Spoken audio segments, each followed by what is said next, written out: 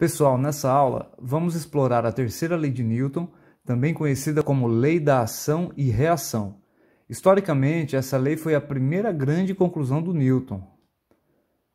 Enquanto a primeira lei e a segunda lei relacionavam força e movimento, a terceira lei procura descrever força como resultado da interação entre dois corpos.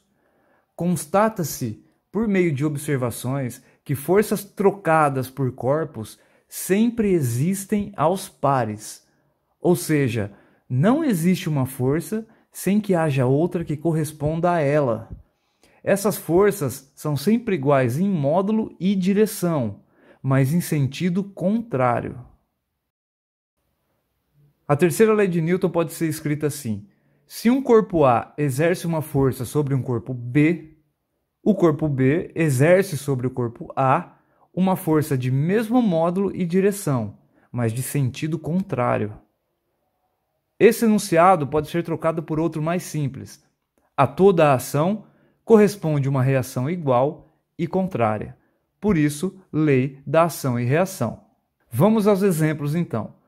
Toda vez que caminhamos, estamos aplicando uma força no solo. Nós o empurramos para trás.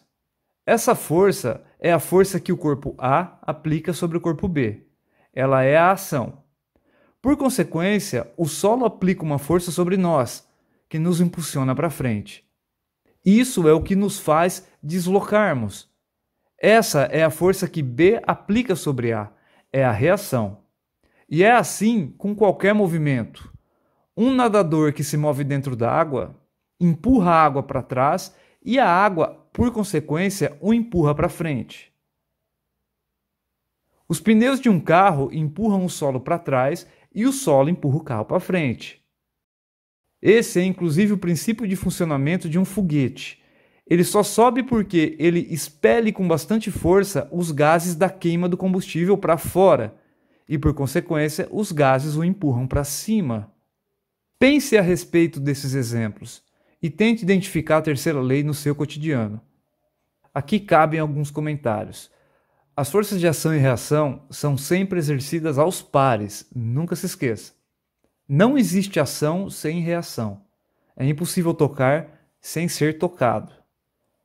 As forças de ação e reação são exercidas em corpos diferentes e por isso elas não se cancelam.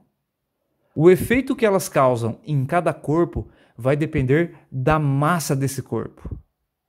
Por efeito, entenda a aceleração. Deixa eu pontuar melhor essa parte. Quando pulamos, aplicamos uma força na Terra e ela aplica a mesma força sobre nós. Isso significa que nós empurramos também a Terra na outra direção. Mas o efeito sobre a Terra é imperceptível, uma vez que a massa da Terra é muito grande. Quando a Terra puxa a pessoa de volta pela força da gravidade, aplicando 700 newtons na pessoa, a pessoa também puxa a Terra na sua direção, aplicando 700 newtons na Terra. Mas novamente o efeito sobre a Terra é desprezível. Mas sobre a pessoa de massa 70 kg causa uma aceleração de 10 metros por segundo ao quadrado. As consequências das leis de Newton estão em nosso cotidiano e nunca paramos para refletir a respeito.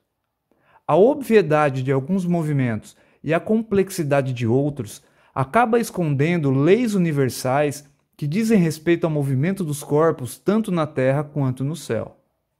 Até a próxima aula, pessoal!